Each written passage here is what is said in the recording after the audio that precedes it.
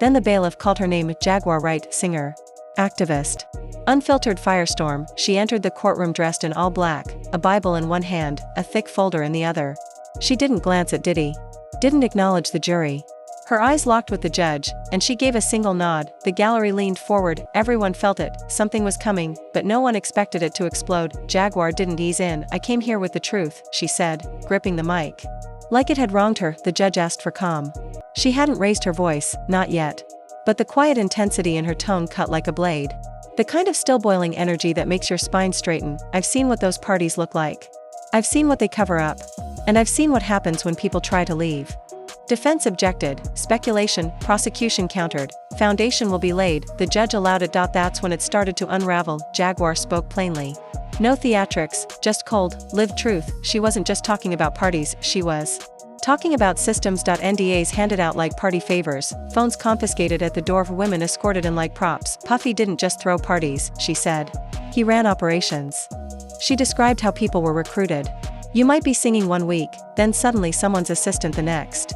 At first, it felt like a stepping stone. But slowly, you realized, it was a trap, the jury scribbled. Furiously, the gallery didn't breathe, and then she said it, I know one of those boys who got caught in the trap. The judge leaned forward. I want his name on record, Jaguar said, her voice tightening. The judge warned her again, cautioning about decorum, process, legal limits, but Jaguar was already halfway standing, trembling. You want to talk about real victims, she said, then write this down. She slammed her hand on the table. Bryshere Gray gasps rippled across the courtroom. Diddy's legal team immediately rose in protest. Miss Wright, you will maintain composure, the judge ordered, but she didn't stop. You think that boy just lost his mind for no reason? You think he just snapped, she said, voice shaking. He was broken. The judge banged the gavel. Order was called, but the damage was already done. After a 5-minute recess, Jaguar returned. This time calmer. Seated. Measured, she apologized to the court, but her words hadn't lost their weight. I saw Bryshere at one of those parties, she said quietly. He wasn't partying. He was surviving.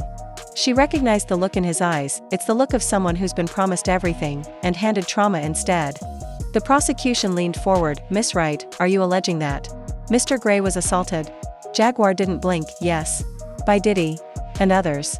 Another round of gasps. Quieter this time, but no one interrupted. The courtroom had crossed a line it couldn't retreat from. The judge leaned back in her chair. No questions. Just silence. Even Diddy's attorneys, so quick to object moments earlier, remained still, as if they understood. Push now, and they'd only make it worse. Jaguar inhaled slowly. Looked at the jury.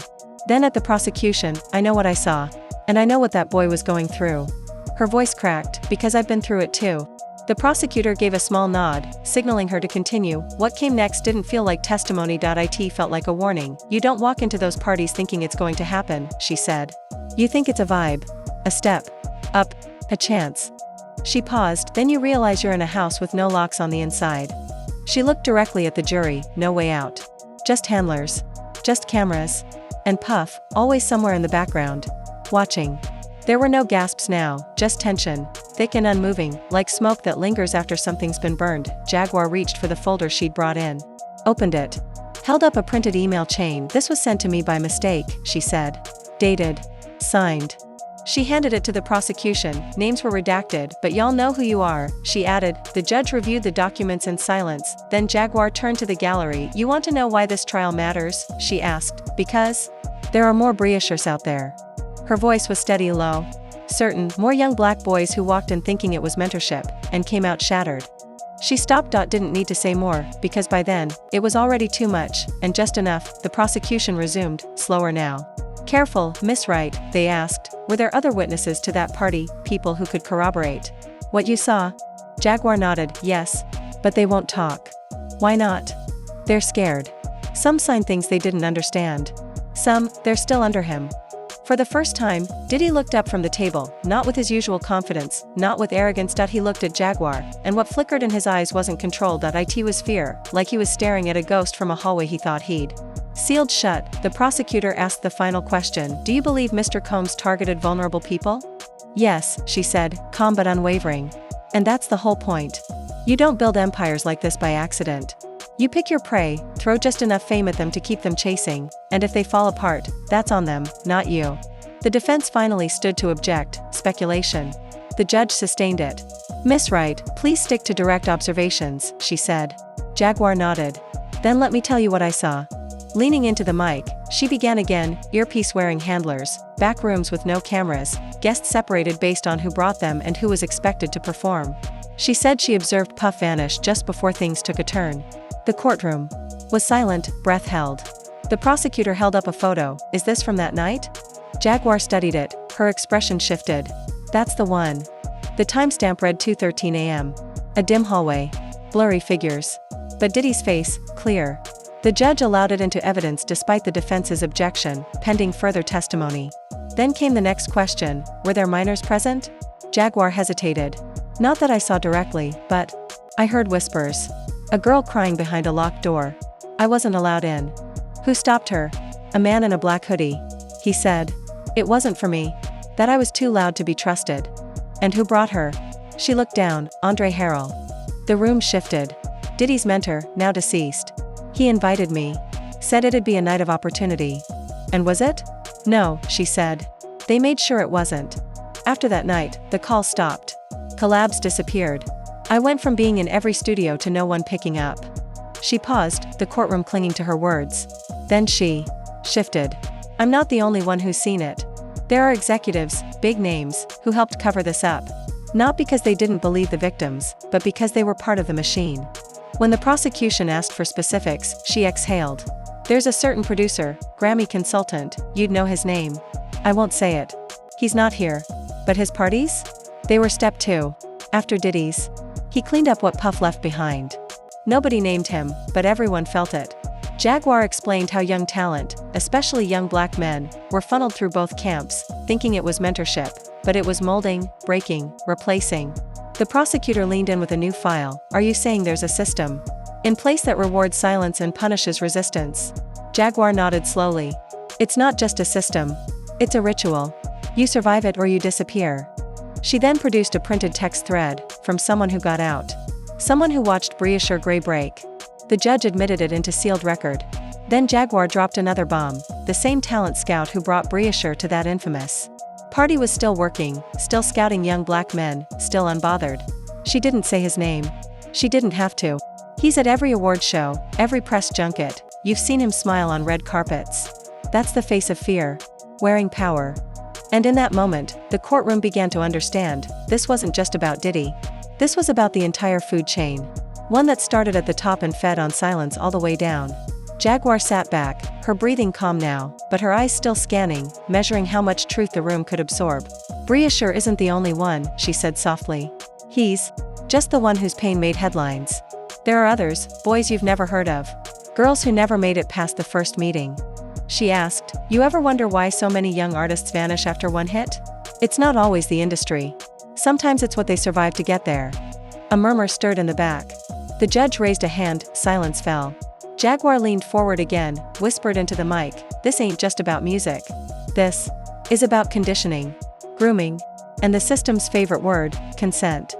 She explained that at Diddy's parties, consent was a trick of lighting and mood, offered like candy. Contracts slipped between drinks. And if you said no, she said, locking eyes with the jury, you were never invited back. And if you talked, you disappeared. When asked if she'd ever attended one of those events, she nodded. Once. Never again.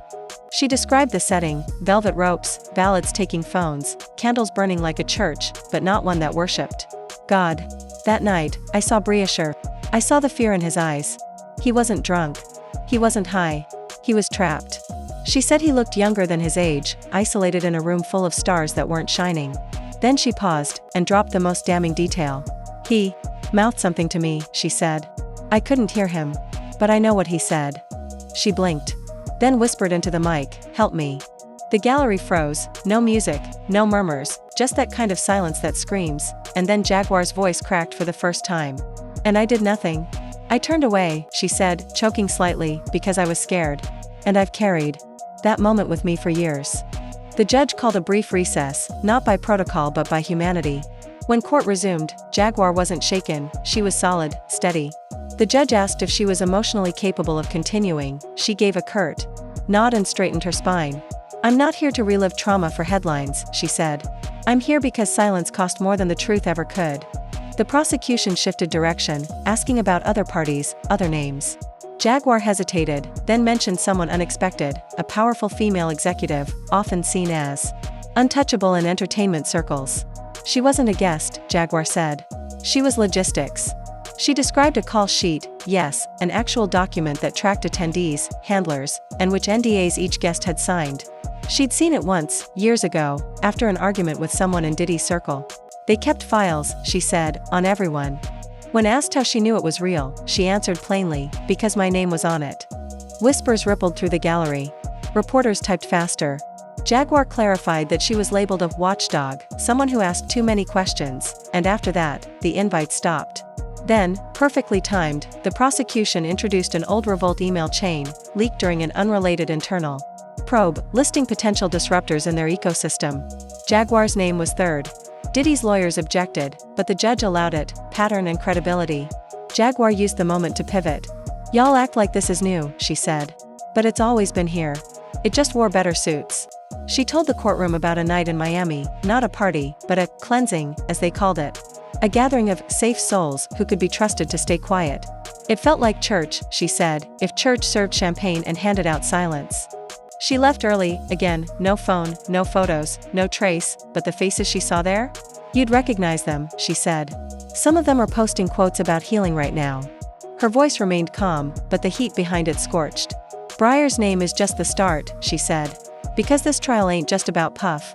It's about what this whole machine was built to protect. By this point, the courtroom had shifted, it wasn't just a trial anymore. It was a reckoning. The prosecution brought the focus back to Bryshere. How certain are you? They asked. Jaguar didn't flinch. I saw the way he looked at the door, every 10 seconds. I saw him shrink when Diddy walked in. I heard him cry behind the bathroom wall. The jury was motionless. Even Diddy's team had stopped scribbling. Bryshere wasn't a guest, she said. He was collateral. She described a moment, seared into her memory, when Bryshere whispered to her, I'm not supposed to be here. He looked like a kid trying to disappear. Then, suddenly, he was gone, pulled out of that room like a mistake. When asked if she'd contacted him since, she said she tried, a year later, but got a call from someone else, warning her to leave it alone. The prosecution shifted gears, introducing a sealed envelope containing documentation corroborating Jaguar's timeline. The defense objected, the judge allowed it for in-camera review. Jaguar didn't even glance at it, she was already on to the next name. There was a singer, she said, real talent, rising fast, then nothing. The courtroom braced. She paused, then shook her head. I'm not naming him, she said. Because he didn't survive it the way I did. The judge let the moment hang. Then, with the room barely breathing, Jaguar leaned into the mic. You think this is about celebrity. But it's about captivity. And the moment you forget that, you become part of the machine too. Court fell quiet, not out of respect, but out of fear. Jaguar had shifted the air. Nobody was ready for what came next. Do you believe Mr. Combs is dangerous? The prosecution asked. Jaguar looked directly at the jury. I believe he's protected. The words landed heavier than if she'd called him a predator, because protected implied infrastructure, enablers, high-level shields keeping the truth in the dark. She tapped the folder she'd brought in. This ain't just my story, she said. It's a ledger. A catalog of silenced voices. People you've never heard of. People you thought were crazy. People who were disappeared, by reputation. First, and then by silence. One juror swallowed hard. Jaguar closed the folder, slowly. I wasn't supposed to make it here. I was supposed to overdose. Or break. Or get locked up for losing it. She glanced over at Diddy. But I didn't. And with that, she stepped down. No applause. No sound. Just a weight settling into the walls like dust that would never shake loose. The judge called for recess. Reporters bolted. Headlines were already forming before the elevator doors closed. Inside that courtroom, a story long hidden had finally found daylight.